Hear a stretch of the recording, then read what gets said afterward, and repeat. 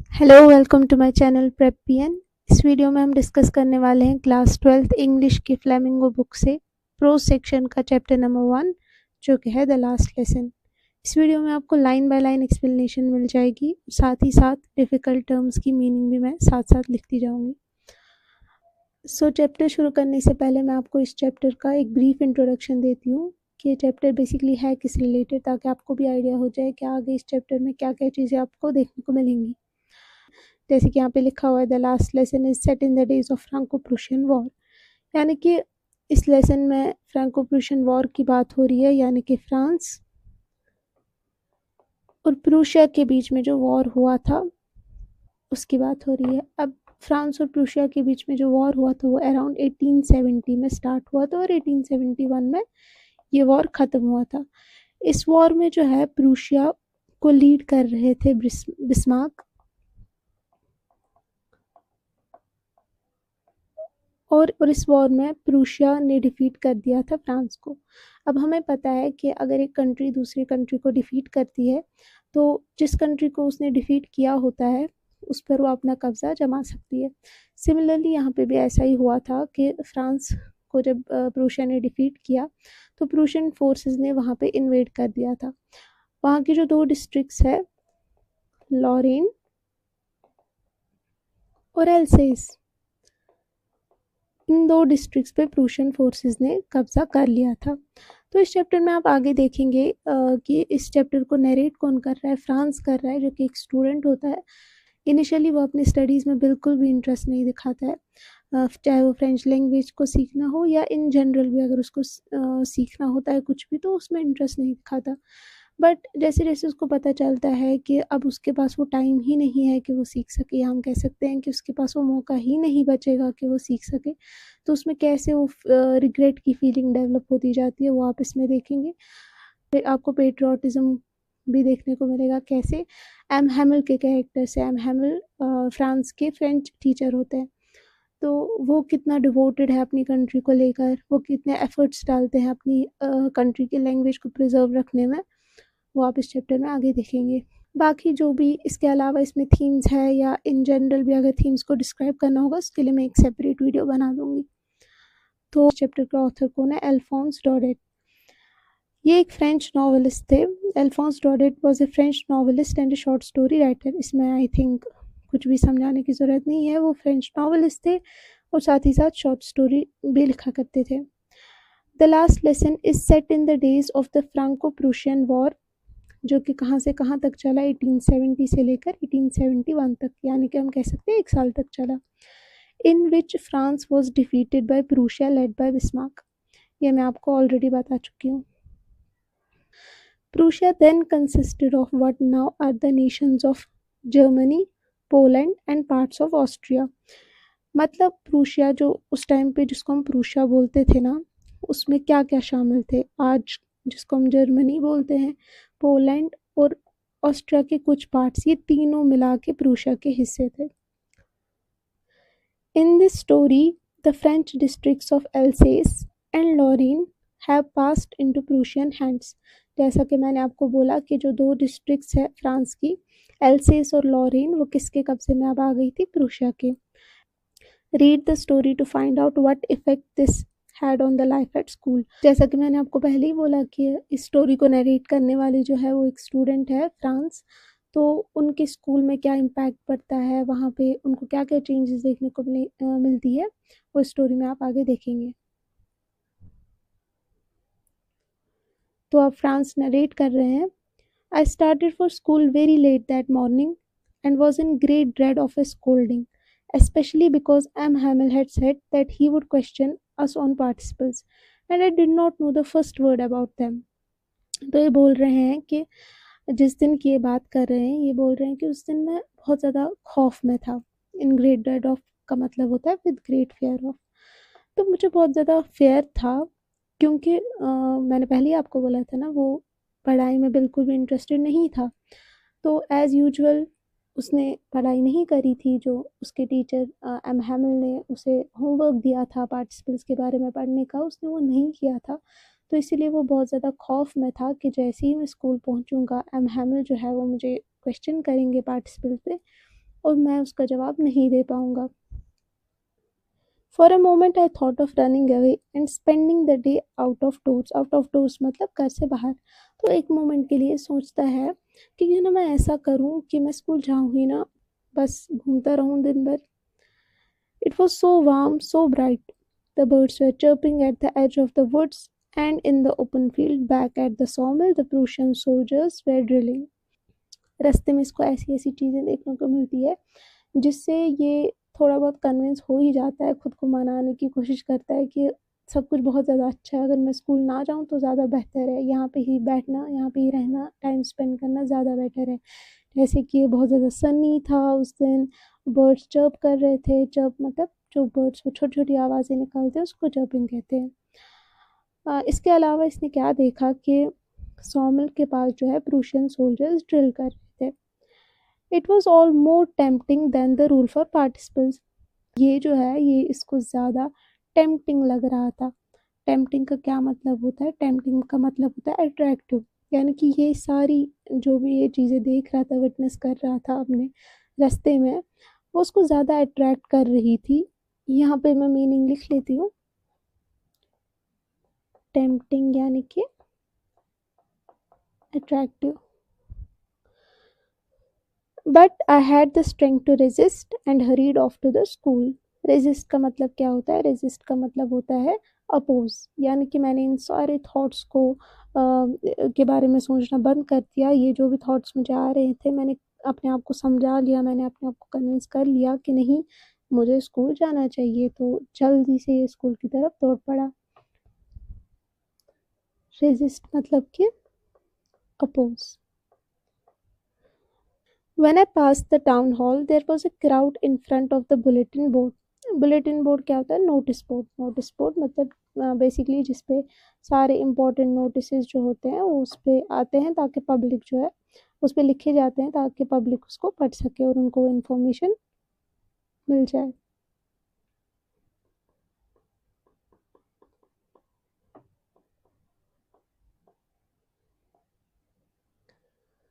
For the last 2 years, all our bad news had come from there. The lost battles, the draft, the orders of the commanding officer, and I thought to myself, without stopping, what can be the matter now? अब ये बोल रहा है कि जैसे ही मैं school की तरफ जा रहा था, रास्ते में मैं क्या देखता हूँ कि जो बुलेटिन बोर्ड है, नोटिस बोर्ड है, वो देखता है कि उसके सामने जो है बहुत ज़्यादा भीड़ लगी हुई होती है, लोग इकट्ठा हो गए होते हैं, और फिर ये बताता है कि उस नोटिस बोर्ड पे जो है पिछले 2 सालों से सारी की सारी बुरी खबरें उसी पे आ रही है। चाहे वो जो बैटल्स फ्रांस हार चुकी होती है उसके बारे में हो, या फिर ड्राफ्ट का मतलब होता है एक लिस्ट जिसमें मेंशन किया गया होता है कि किन-किन लोगों को मिलिट्री के लिए सिलेक्ट किया गया है। चाहे वो ड्राफ्ट हो, चाहे वो कमांडिंग ऑफिसर जो है उनके कुछ ऑर्डर्स हो, वो सब भी उस नोटिस बोर्ड पे पिछले 2 सालों से लिखा जाता था। वो खुद के साथ सोच रहा है कि आज कौन-सी बुरी खबर आई होगी। Then, as I hurried by as fast as I could go, the blacksmith watcher who was there with his apprentice। blacksmith कौन होता है? blacksmith आपने देखा होगा ना, जो किसी मेटल से, जैसे आयरन, स्टील वगैरह से उनको मेंड करके उनको अलग-अलग शेप देता है, और जैसे कि बहुत सारी चीज़ें बना सकता है, हैमर वगैरह। वॉचर कौन होता है? वॉचर मतलब वॉचमैन या गॉड भी आप कह सकते हैं। तो जैसे ही मैं तेज़ी से अपने स्कूल की तरफ जा रहा था, वहाँ पे ब्लैकस्मिथ होते हैं, वॉचर होता है। अब ब्लैकस्मिथ तो होता ही है, उसके साथ कौन होता है? एक आदमी है जो कि स्किल सीख रहा होता है, किससे? ब्लैकस्मिथ से। A person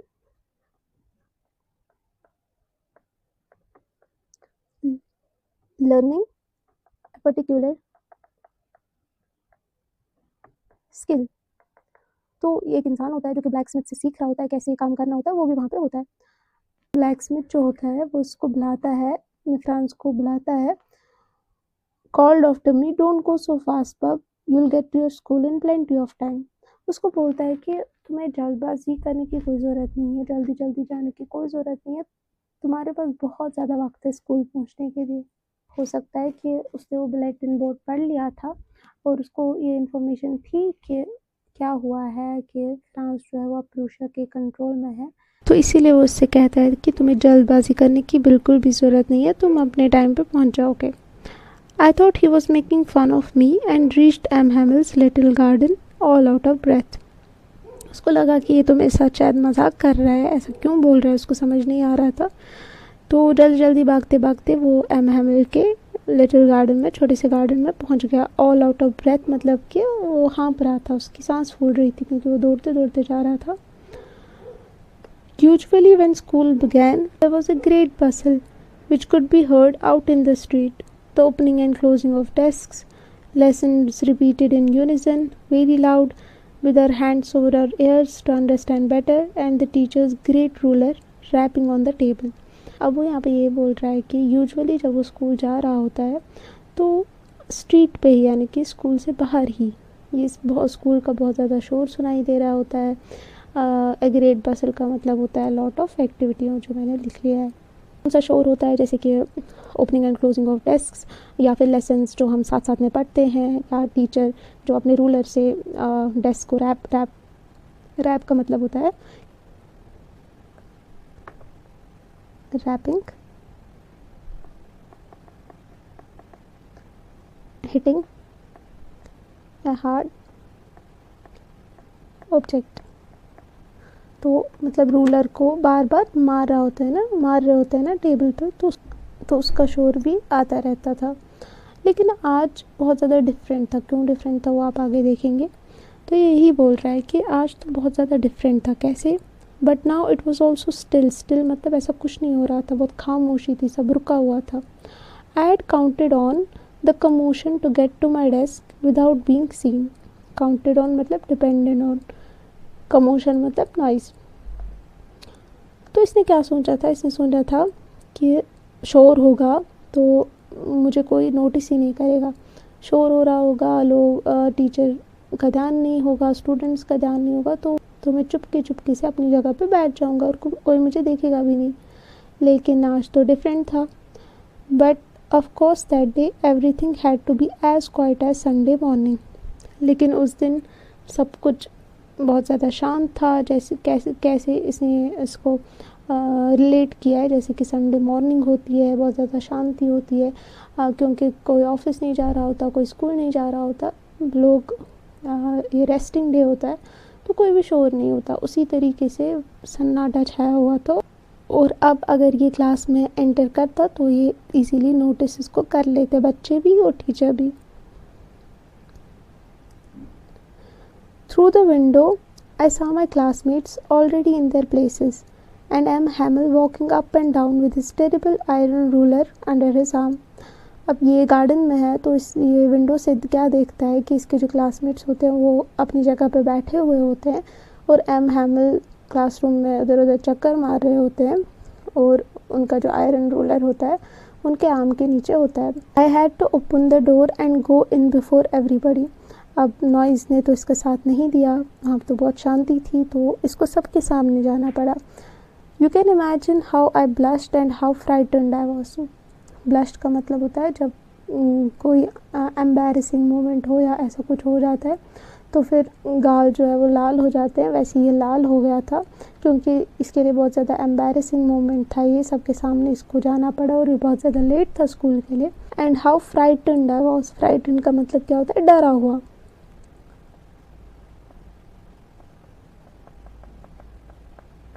filled with fear। तो डरा हुआ था क्योंकि लेट हो गया था और एम हैमिल भी इसको नोटिस कर लेते तो डांट तो पड़नी थी। लेकिन आज ऐसा नहीं होता है। But nothing happened. M Hamel saw me and said very kindly, go to your place quickly little France, we were beginning without you.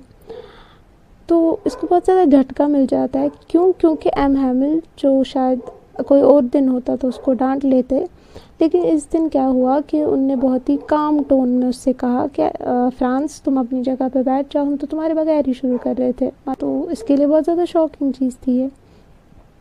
I jumped over the bench and sat down at my desk. Not till then, when I had got a little over my fright, did I see that our teacher had on his beautiful green coat, his frilled shirt and the little black silk cap, all embroidered. that he never wore except on inspection and prize days.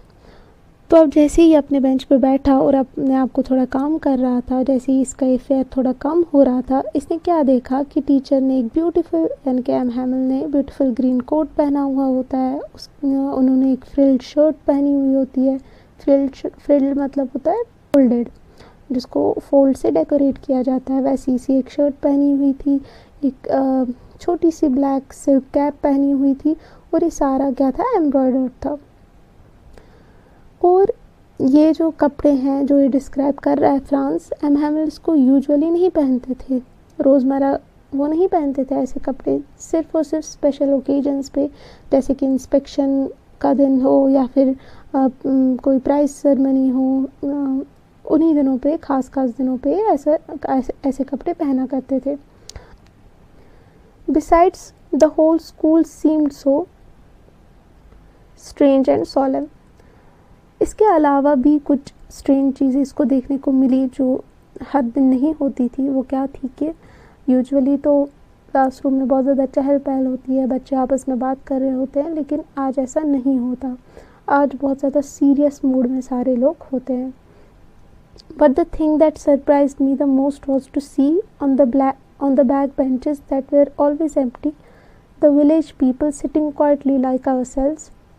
लेकिन इससे ज़्यादा surprising इसके लिए एक चीज़ थी। वो कौन सी चीज़ थी कि जो पीछे का पोर्शन था क्लासरूम का, जो पीछे के बेंचेस हुआ करते थे वो खाली हुआ करते थे, वहाँ पे कोई नहीं बैठता था।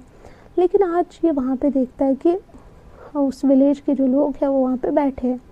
कौन कौन? द ओल्ड हॉजर मतलब बिल्डर, जो बिल्डिंग्स बनाता है, विद इस 3 कॉर्नर्ड हैट, उसने 3 कॉर्नर्ड हैट पहनी होती है। द फॉर्मर मेयर, फॉर्मर मतलब जो करंट मेयर वहाँ पे होगा उस टाइम पे, उससे पहले वाला mayor. The former post master, same farmer मैं एक्सप्लेन कर चुकी हूँ, post master and several others besides.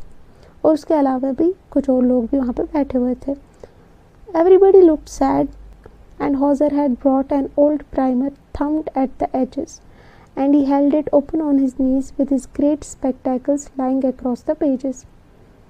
सब बहुत ज़्यादा दुखी लग रहे थे और हॉजर ने एक प्राइमर लाया था। प्राइमर क्या होता है? एक एलिमेंट्री स्कूल की जो बुक्स होती है ना, जिस पे लेटर्स वगैरह लिखे हुए थे, वो उसने अपने साथ लाई हुई थी। थम्ड एट द एजेस का मतलब होता है, ऐसा भी समझ सकते हैं कि वो फोल्डेड था एड्स पे, जैसे बुक्स हो जाती है कुछ टाइम के बाद फोल्ड्स आ जाते हैं कॉर्नर्स पे, या ऐसा भी समझ सकते हो कि उसके थंब के इम्प्रेशन से वो गंदी हो चुकी थी। And he held it open on his knees with his great spectacles lying across the pages. और उसने अपने नीज़ पे जो है वो खुली छोड़ी थी वो किताब, और उसके स्पेक्टेकल्स भी वहीं पे रखे थे। While I was wondering about it all, M. Hamill mounted on his chair and, in the same grave and gentle tone which he had used to me, said, "My children, this is the last lesson I shall give you." अब जैसे इस सबको comprehend कर रहा था France, जैसे इस सब के बारे में वो सोच रहा था कि ये क्या हो रहा है, समझने की कोशिश कर रहा था, वो क्या देखता है कि एम हैमिल अपनी चेयर पे बैठते हैं, माउंटेड मतलब सिट फर्मली, मतलब आराम से नहीं, फर्मली बैठना। And in the same grave मतलब सीरियस, एंड जेंटल टोन, उसी सेम जेंटल टोन में, उस सीरियस टोन में जो उसने फ्रांस के साथ इस्तेमाल की थी जब वो फ्रांस क्लासरूम में एंटर हुआ था, उसी सेम टोन में वो बच्चों से कहता है कि ये जो मेरा लेक्चर होने वाला है, ये मेरा लास्ट लेक्चर होने वाला है। क्यों? The order has come from Berlin to teach only German in the schools of Alsace and Lorraine. Berlin से क्या ऑर्डर आया था कि अब फ्रेंच नहीं पढ़ाई जाएगी, और एम हैमिल भी तो फ्रेंच टीचर ही थे ना, तो वही कहते हैं कि ऑर्डर आया है कि अब फ्रेंच नहीं पढ़ाई जाएगी, क्योंकि अब जर्मनी ने यहाँ पे कब्ज़ा कर लिया है। तो एल्सेस और लॉरेन जो कि प्रूशिया के अंडर आ गई है, वहाँ पे अब जर्मनी ही सिखाई जाएगी, इसीलिए इनका लास्ट लेक्चर है ये। The new master comes tomorrow, Germany के जो टीचर, जर्मनी सिखाने वाले टीचर कल से आ जाएंगे। This is your last French lesson, I want you to be very attentive. और क्योंकि अब ये उनका लास्ट लेक्चर होता है, तो वो यही चाहते हैं कि हर एक बच्चा इसको अच्छे से समझे क्योंकि इसके बाद तो ये नहीं पढ़ाने वाले थे और इसके बाद बच्चों को फ्रेंच सीखने का मौका भी नहीं मिलने वाला था। इसीलिए उनसे कहते हैं कि मन लगा के आप इस लेक्चर को सुने। What a thunderclap these words were to me। कितना अनएक्सपेक्टेड था ये मेरे लिए, क्योंकि इसको अभी तक तो नहीं पता था ना रीज़न। अब इसको रीज़न पता चल चुका है तो ये बहुत ज़्यादा इसके लिए शॉकिंग है, सरप्राइजिंग है। ओह द रैचेस। रैचेस कौन होते हैं? रैचेस कहते हैं हम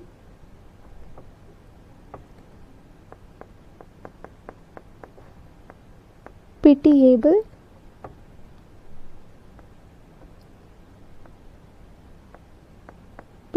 पीपल। पिटी क्या होता है? दया। सिंपथी किसी इंसान के लिए जिसको के लिए हमें सिंपथी आती है ना, तो इसको भी वैसे ही सिंपथी फील हो रही थी, इसको पिटी फील हो रहा था उस अपने कंट्री के लोगों के लिए।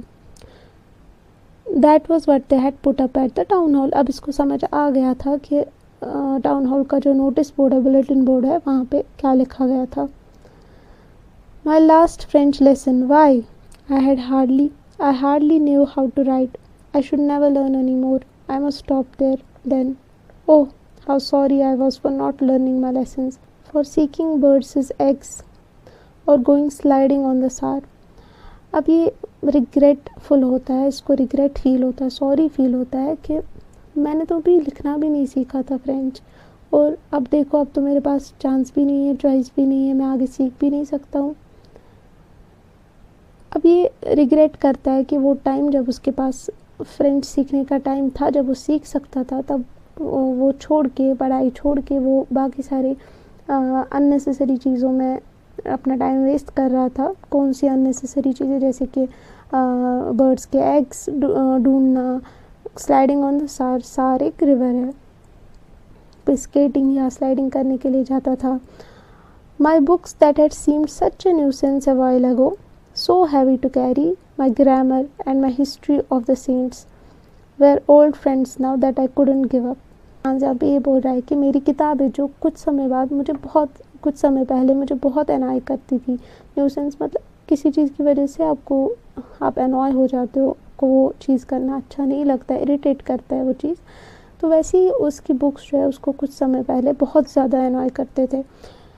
सो हैवी टू कैरी, इसको आप ऐसे भी समझ सकते हो कि अगर लिटरली मीनिंग से हम हटके इसको समझे कि हैवी हमें वो चीज़ ही लगती है ना जो जिसको करने में हम इंटरेस्टेड नहीं होते, लेकिन फिर भी अगर हमें वो चीज़ करनी पड़े तो वो हमें एक बर्डन की तरह ही फील होता है। आप ऐसे भी इसको समझ सकते हो, या लिटरली मीनिंग मतलब कि बुक्स बहुत ही हैवी थी वेट में, वैसे भी आप इसको समझ सकते हैं। माई ग्रामर के बारे में सोचता है और हिस्ट्री बुक्स के बारे में। अब इसको ये सारी बुक्स ऐसी लग रही थी जैसे कि कोई पुराना दोस्त होता है, उसी की तरह उसको लग रही थी, और इस पे गिव अप नहीं करना चाहता था, बट इसको करना ही पड़ेगा। And M. Hamel too, the idea that he was going away, that I should never see him again, made me forget all about his ruler and how cranky he was। पहले cranky की meaning लिख लेती हूँ मैं। Cranky का मतलब होता है बैड टेम्पर्ड।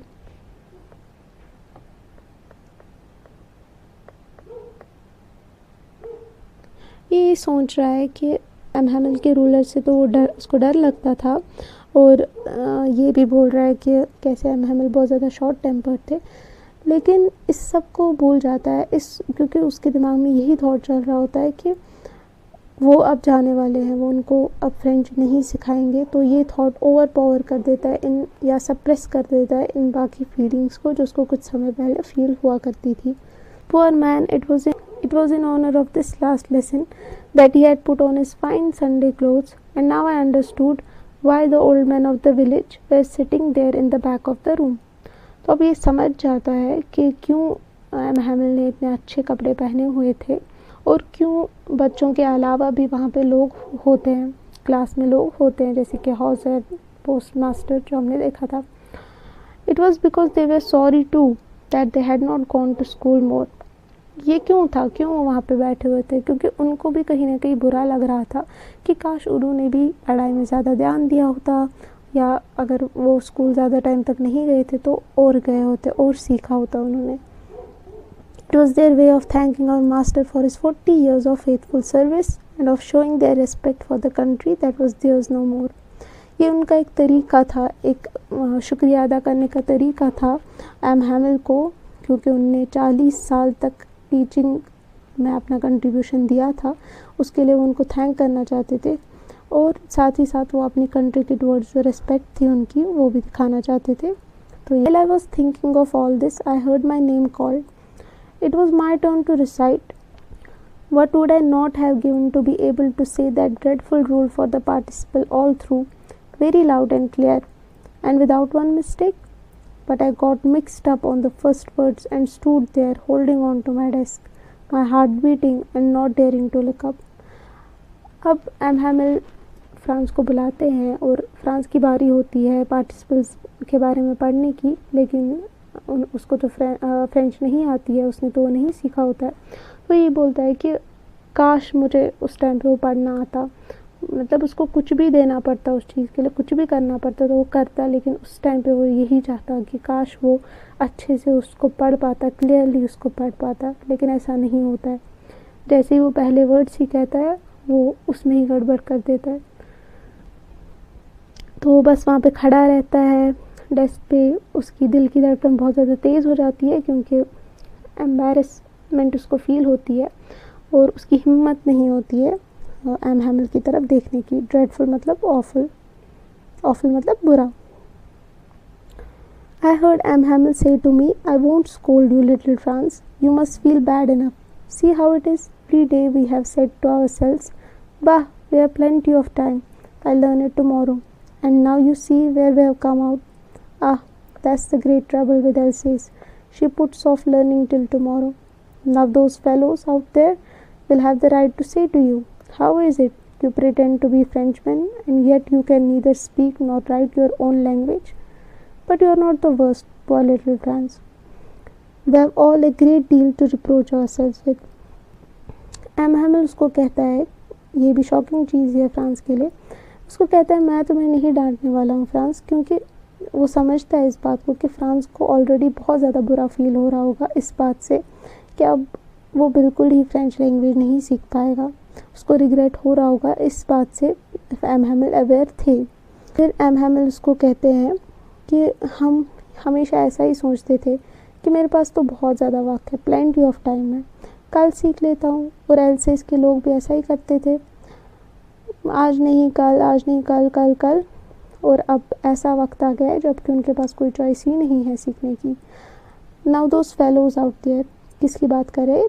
प्रूशिया के लोगों की।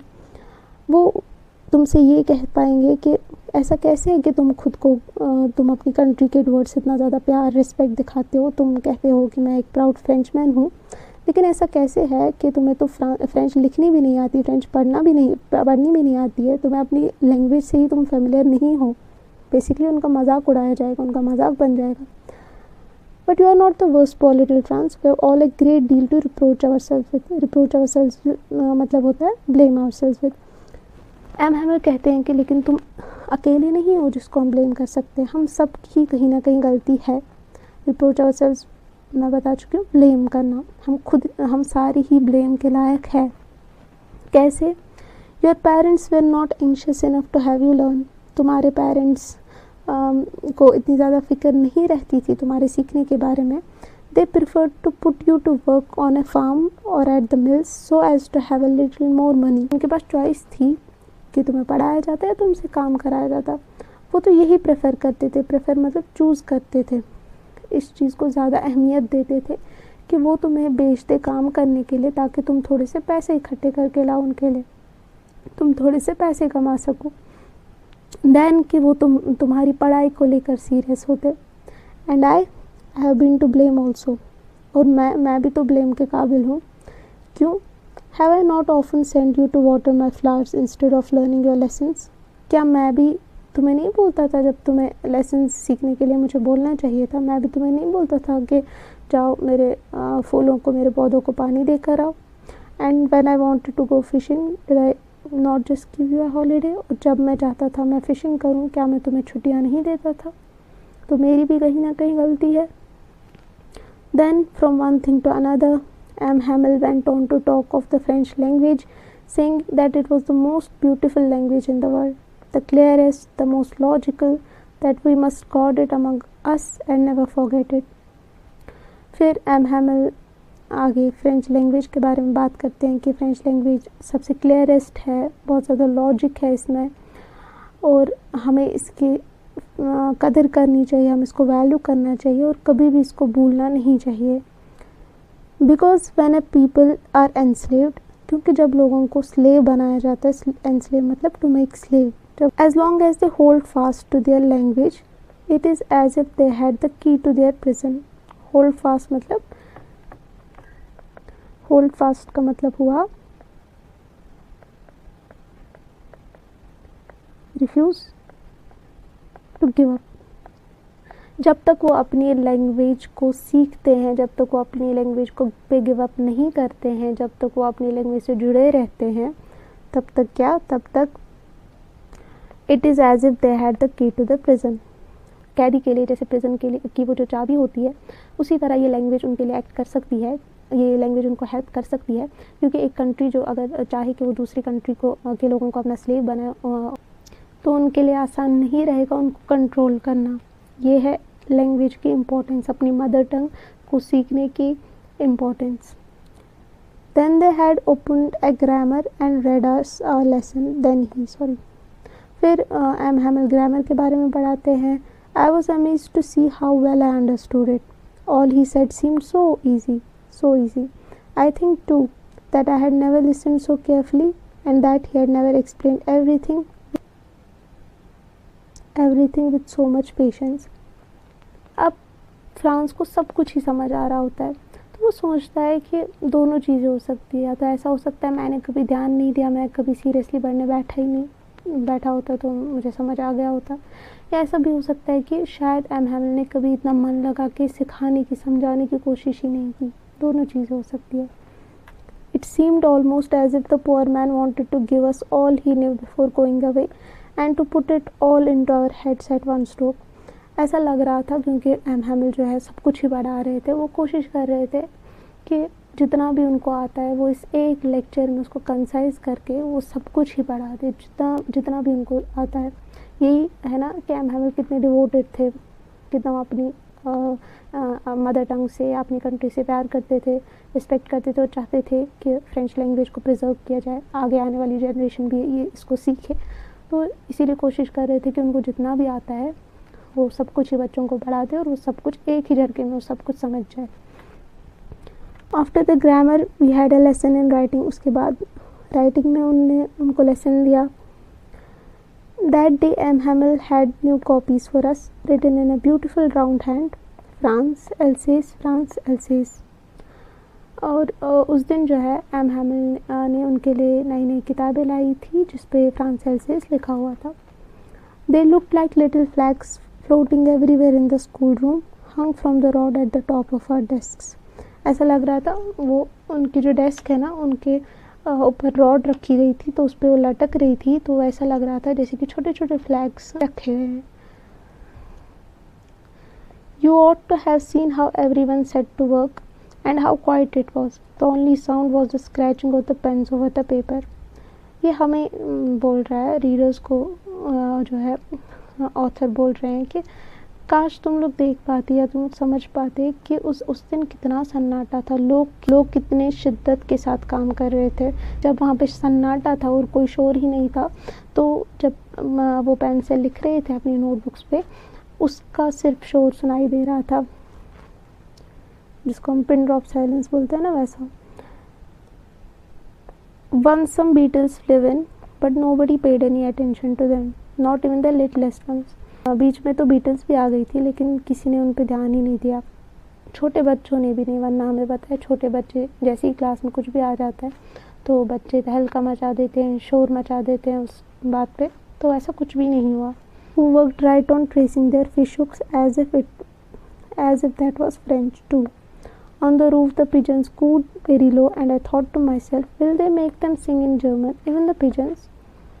Tried on tracing their fish hooks का मतलब है कि वो जो छोटे छोटे बच्चे थे वो फिश हुक्स को ट्रेस कर रहे थे, ड्रॉ कर रहे थे और उसमें खो गए थे और उनका बिल्कुल भी ध्यान नहीं जा रहा था उन बीटल्स पे जो क्लासरूम में एंटर हुए थे। फिर ये अपने साथ सोचता है कि क्या ये पिजन्स को भी अपना स्लेव बनाएंगे, क्या ये पिजन्स को भी जर्मनी सीखने पे फोर्स करेंगे। एक तरीके से इसकी ये एक तरीका है उसका फ्रस्ट्रेशन दिखाने का, कितना फ्रस्ट्रेटेड था फ्रांस उस टाइम पे। और दूसरा ये भी कि एक कहने का तरीका है कि जो प्रूशियन फोर्सेस है या कहीं पे भी जो कंट्री दूसरी कंट्री को डिफीट कर देती है, वो चाहे वहाँ पे कितना भी अपना कंट्रोल रखने की कोशिश करें, हर किसी बीइंग को, हर किसी चीज़ को वो अपने कंट्रोल में नहीं ला सकते हैं। Whenever I looked up from my writing, I saw M. Hamel sitting motionless in his chair and gazing first at one thing, then at another, as if he wanted to fix in his mind just how everything looked in that little schoolroom. जब कभी भी France ऊपर देखता था तो वो देखता था कि एम हैमिल मोशनलेस मतलब कोई मूवमेंट नहीं कर रहे होते हैं, अपनी चेयर में बैठे होते हैं और एक चीज़ से लेकर दूसरी चीज़ को देख रहे होते हैं, कभी इस चीज़ को कभी उस चीज़ को। क्यों? क्योंकि वो चाहते थे कि ये उनका लास्ट लेक्चर था, तो वो चाहते थे उस क्लासरूम की हर एक डिटेल जो है उनके माइंड में फीड हो जाए, वो उस क्लासरूम की हर एक डिटेल को अपने दिमाग में हमेशा के लिए याद रखे। Fancy, for 40 years he had been there in the same place, with his garden outside the window and his class in front of him, just like that. Fancy एक एक्सप्रेशन है जो कि सरप्राइज या शॉक को express करने के लिए use किया जाता है। 40 साल के लिए जो एम हैमिल है वो इसी तरीके से पढ़ा रहे होते हैं, उनके विंडो के बाहर गार्डन और क्लासरूम उनके सामने। Only the desks and the benches had been worn smooth. The walnut trees in the garden were taller, and the hopvine that he had planted himself twined about the windows to the roof. सिर्फ और सिर्फ कुछ चीज़ें ही बदली थी इन 40 सालों में। वो कौन कौन सी थी? जैसे कि बेंचेस जो है वो थोड़े से स्मूथ हो गए थे क्योंकि बच्चे लिखते हैं उस पर। वॉलनट ट्रीज बड़े हो गए थे, टॉल हो गए थे। और हॉपवाइन एक क्लाइंबिंग प्लांट होता है। क्लाइंबिंग प्लांट मतलब जो किसी चीज़ का सपोर्ट लेके ग्रो होता है, जो एम हैमिल ने खुद प्लांट किया था। ट्वाइंड का मतलब ट्विस्टेड होता है।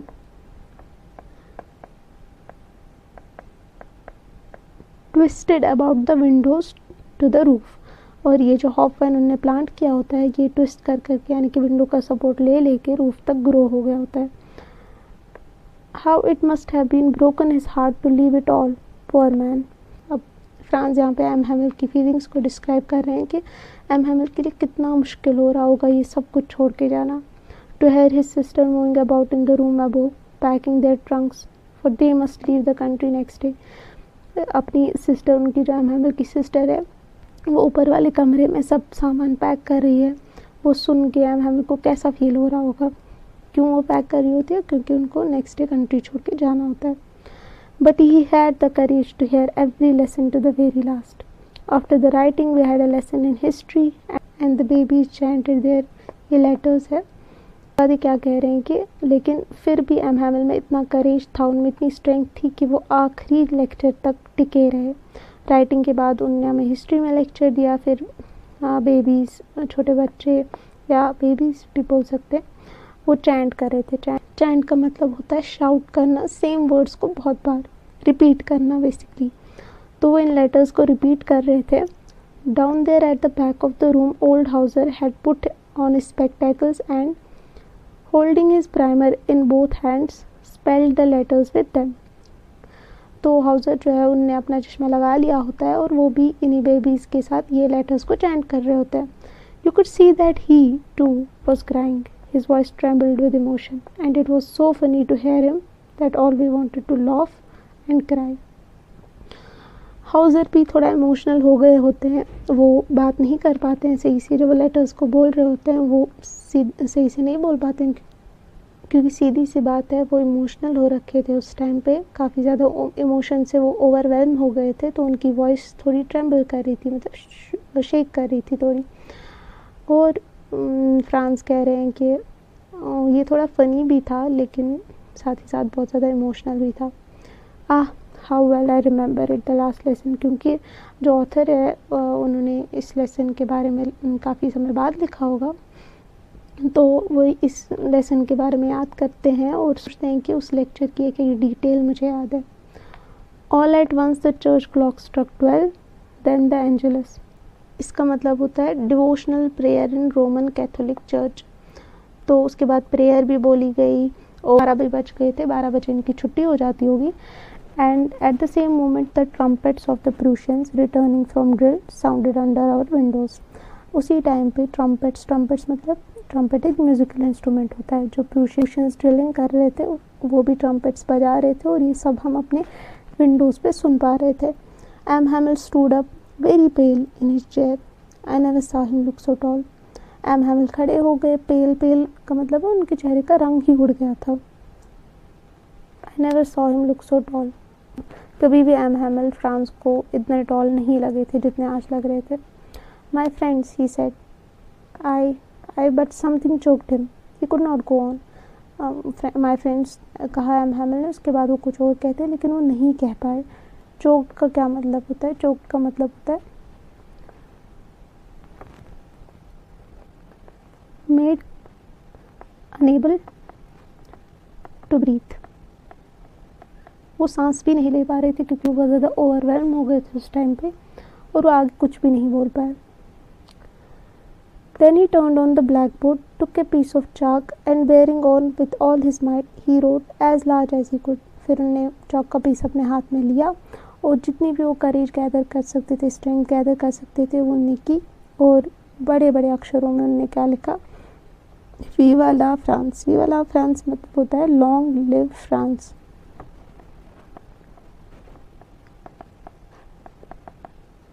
Then he stopped and leaned his head against the wall, मतलब कि वॉल का सपोर्ट लिया और वहाँ पे खड़े हो गए। And without a word he made a gesture to us with his hand. और कुछ कहा नहीं क्योंकि वो कह नहीं पा रहे थे। उन्होंने बस एक जेस्चर किया। जेस्चर का मतलब होता है सिग्नल किया और कहा स्कूल इज़ डिसमिस्ड, मतलब स्कूल का टाइम अब ख़त्म हो चुका है, आपकी छुट्टी हो चुकी है जुम्मे को और आप जा सकते हैं। तो ये था the last lesson. I hope आपको चैप्टर अच्छे से समझ आ गया होगा। आपको एक्सप्लेनेशन पसंद आ गई हो तो लाइक, शेयर और सब्सक्राइब करिएगा। अगर आपको लगता है कि किसी स्टूडेंट के लिए या किसी के लिए भी ये कंटेंट हेल्पफुल हो सकता है तो आप ज़रूर शेयर करिएगा। Thank you.